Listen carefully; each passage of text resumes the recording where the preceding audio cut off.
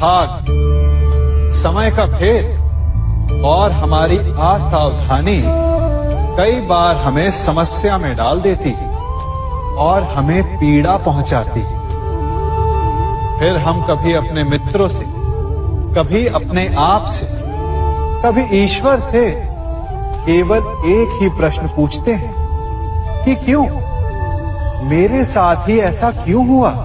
इस प्रश्न का उत्तर किसी के पास नहीं। ये प्रश्न एक चक्रव्यूह की तरह है और इससे निकलने का मार्ग भी एक प्रश्न से ही आता है। यदि ऐसी अनुभूति हो तो स्वयं से प्रश्न पूछिए कि अब मैं ऐसा क्या करूं कि उस पीड़ा का अंत हो जाए। यदि मार्ग में बाधा आए तो ये प्रश्न ना करें कि बाधा मेरे समक्ष ही क्यों आई, बल्कि ये देखें कि उस बाधा से कई लोग आगे भी बढ़े हैं। आगे बढ़ने के लिए पांव से धरती को धकेलना पड़ता है। जो बीत गया उसकी पीड़ा का मरहम बीते हुए कल में नहीं, आने वाले भविष्य में मिलेगा। वर्तमान को अतीत के अन्याय का शोक मनाने में व्यर्थ ना करें। वर्तमान का उपयोग ये सोचने में करें कि ऐसा क्या किया जाए कि भविष्य में किसी दूसरे को वो पीड़ा ना सहनी पड़े। कभी किसी पक्षी को घोंसले की नींव बनाते देखा है? अथक परिश्रम करके तिनका तिनका बिटोर कर वो पक्षी अपना घोंसला बनाता है, अपनी संतान के लिए एक सुरक्षित घर बनाता है। और फिर कहीं से तीव्र आंधी आती है, भारी वर्षा होती है और उसका घोंसला तिनका तिनका करके बिखर जाता है। फिर वो पक्षी क्या करता है? वो रोता नहीं, ना ही विलाप करता है। वो बिना विलंब करे फिर से अपना घोंसला बनाना प्रारंभ कर देता है और सफलता पाता है। फिर हम क्यों छोटी छोटी असफलता से भयभीत होकर परिश्रम करना छोड़ देते हैं? एक बात सदा स्मरण रखिएगा, हर वृक्ष कुल्हाड़ी की एक मार से नीचे नहीं गिरता, हर चट्टान घन के एक प्रहार से नहीं टूटती। सफलता पाने के लिए अनावरत परिश्रम करना ही मात्र एक मार्ग है। स्वीकारण, सत्य का स्वीकारण मनुष्य के लिए बहुत ही महत्वपूर्ण है।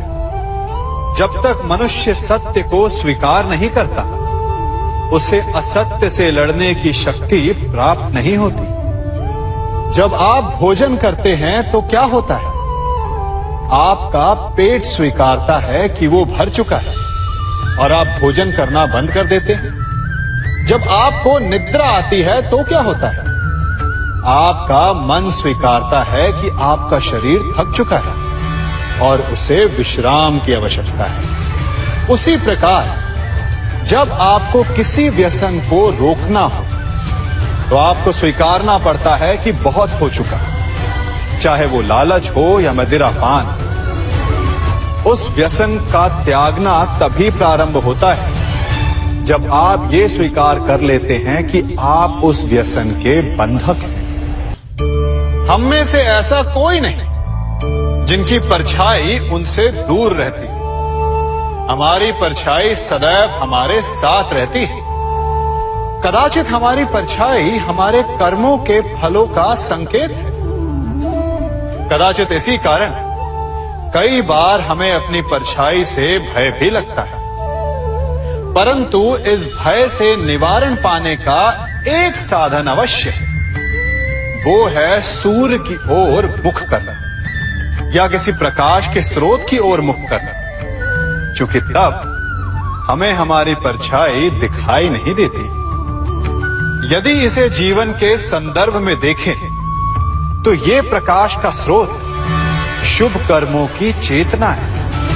यदि आपके मन में शुभ कर्म करने की इच्छा है तो आपको कभी भी अपने कर्मों के फल का भय नहीं होगा, क्योंकि यदि आपका मन शुद्ध होगा तो आपके कर्म शुद्ध होंगे और शुद्ध कर्मों का फल कभी अशुद्ध नहीं हो सकता। आज मैं आप सबको एक कथा सुनाता हूं। एक दिन प्रातः एक व्यापारी अपने घर से निकला। घर से निकलते ही एक बिल्ली ने उस व्यापारी का मार्ग काट दी। व्यापारी घबरा गया। वो फिर से घर लौट गया और शुभ घड़ी की प्रतीक्षा करने लगा। और जब वो पुनः अपने घर से निकला तब वो वाहन जा चुका था जिससे राजा तक पहुंचकर उसे भेंट देनी थी। राजा को भेंट नहीं मिली। राजा क्रोधित हो गए। राजा ने उस व्यापारी का व्यापार बंद करवा दिया। इस कारण व्यापारी क्रोधित होकर घर पर अपनी पत्नी से लड़ बैठा। पत्नी अपने बच्चों समेत मैके वापस चली गई और उस व्यापारी के जीवन में यदि कुछ रह गया था तो केवल अंधकार। और इन सब का कारण वो उस बिल्ली को मानता रहा जिसने उसका मार्ग काटा था। ऐसा ही एक दूसरा व्यापारी राजा को भेंट देने निकला और उस व्यापारी का मार्ग भी एक बिल्ली ने काट दिया। वो व्यापारी तनिक घबराया, परंतु उसने आगे बढ़ना अधिक उचित समझा। राजा तक वो समय पर पहुंचा। उसने राजा को भेंट दी। राजा प्रसन्न हुए और राजा ने व्यापारी को अपना व्यापार बढ़ाने की अनुमति दी, स्वर्ण आभूषण दी। जब व्यापारी घर पर पहुंचा तो पत्नी को आभूषण और अपने बच्चों को देने के लिए वस्त्र थे उसके पास। हर ओर प्रसन्नता थी। समझ रहे हैं ना? दोनों के साथ एक ही प्रकार की घटना हुई, परंतु दोनों की प्रतिक्रिया भिन्न थी। ऐसा ही हमारा जीवन भी है। हमारे जीवन में प्रारब्ध का अपना स्थान है, परंतु उससे कई अधिक महत्वपूर्ण हमारी प्रतिक्रिया, हमारे सोच का प्रभाव है। क्योंकि यही हमारे जीवन को आकार देते हैं। इसलिए अपनी सोच को सकारात्मक रखिए। आपका जीवन सदैव आनंदमय रहेगा। आप इन दो पात्रों को देख रहे हैं। मेरे इस पात्र में जल है और ये पात्र मिष्ठान से भरा हुआ है। दोनों ही पात्र भरे हैं, परंतु देखिए, मिश्री को जल में मिला दिया। जल ने मिश्री को अपना लिया। मिश्री ने अपना अस्तित्व खो दिया, परंतु जल को अभिमान है कि उसका अस्तित्व अभी भी बना हुआ है।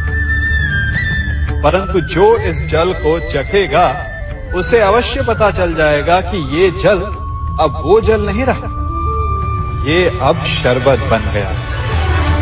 हमारा त्याग, हमारे बलिदान भी ऐसे ही होते हैं। जो इस बात को अनुभव करते हैं वो समझ सकते हैं कि कैसे हमने समय की धारा को बदल दिया। जो बलिदान देते हैं उनका अस्तित्व कभी नष्ट नहीं होता, अपितु उनका बलिदान संसार में कुछ ना कुछ परिवर्तन अवश्य लाता है। हम सभी कभी ना कभी, कहीं ना कहीं अपने जीवन में यात्रा अवश्य करते हैं। हमारी यात्रा में कभी पक्के रास्ते आते हैं तो कभी कच्चे रास्ते। पक्के रास्ते मनुष्य बनाता है और कच्चे रास्ते जानते हैं कैसे बनते हैं? चलते चलते बन जाते हैं। जब लोग एक स्थान से जाते हैं तो पैरों के दबाव से नीचे की घास कुचल जाती है। बार बार उस मार्ग से जाने से धीरे धीरे मार्ग स्वतः ही बन जाता है। और यही जीवन है, यही नियति है। जब आपके जीवन में आपको मार्ग ना मिले तो रुकिए नहीं, आगे बढ़ते रहिए और आपके पैरों के दबाव से मार्ग स्वतः ही बन जाएगा। हम सभी अपने जीवन में सफलता चाहते हैं, है ना? उसके लिए हम रात दिन परिश्रम करते हैं, कड़ी मेहनत करते हैं, परंतु फिर भी असफल हो जाते हैं। परंतु ऐसा क्यों होता है? कभी सोचा आप सबने? क्योंकि सफलता पाने का मंत्र बड़ा कठिन नहीं, बड़ा सरल है। उचित विचार, उचित समय, उचित स्थान पर उचित प्रहार। जब आपके विचार, समय, स्थान और प्रहार यानी परिश्रम उचित है, तो सफलता आप ही को मिलेगी। जिस प्रकार एक लोहार लोहे से कुछ बनाते समय उस लोहे के सही ताप तक के आने की प्रतीक्षा करता है और समय आने पर उचित स्थान पर पर्याप्त बल से प्रहार करता है और लोहा आकार ले लेता है, ठीक उसी प्रकार आपकी सफलता भी आकार लेती है।